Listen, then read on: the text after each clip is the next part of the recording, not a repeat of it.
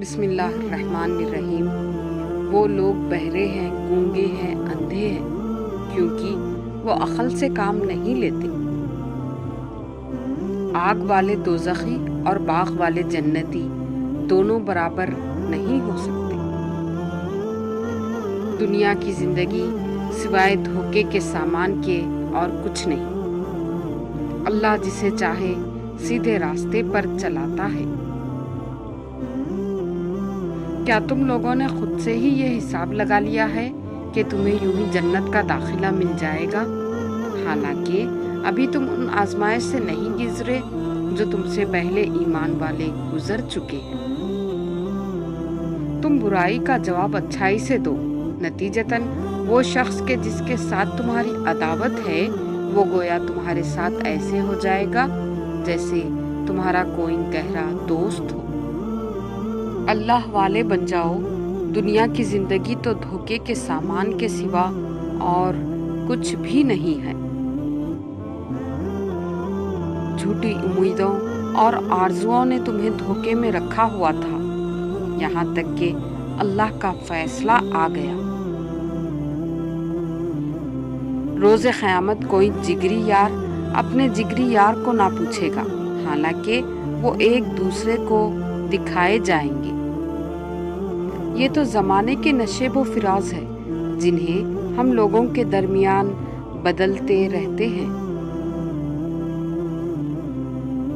میں تو اپنے رب کی طرف ہجرت کر رہا ہوں۔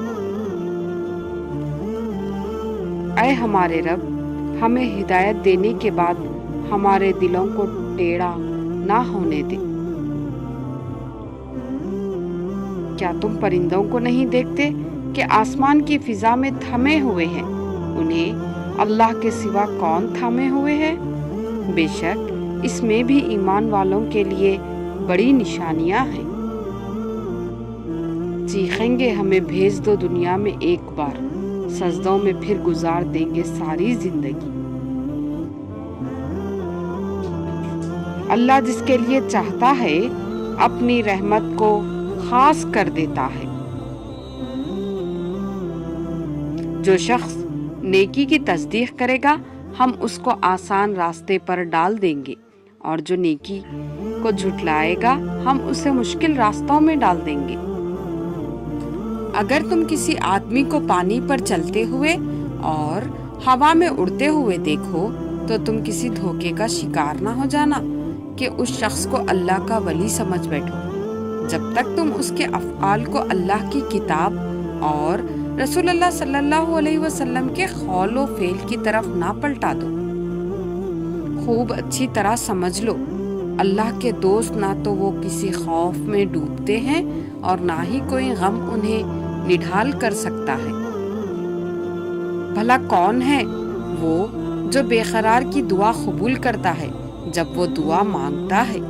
بے شک اللہ رب العالمین۔ جزاک اللہ۔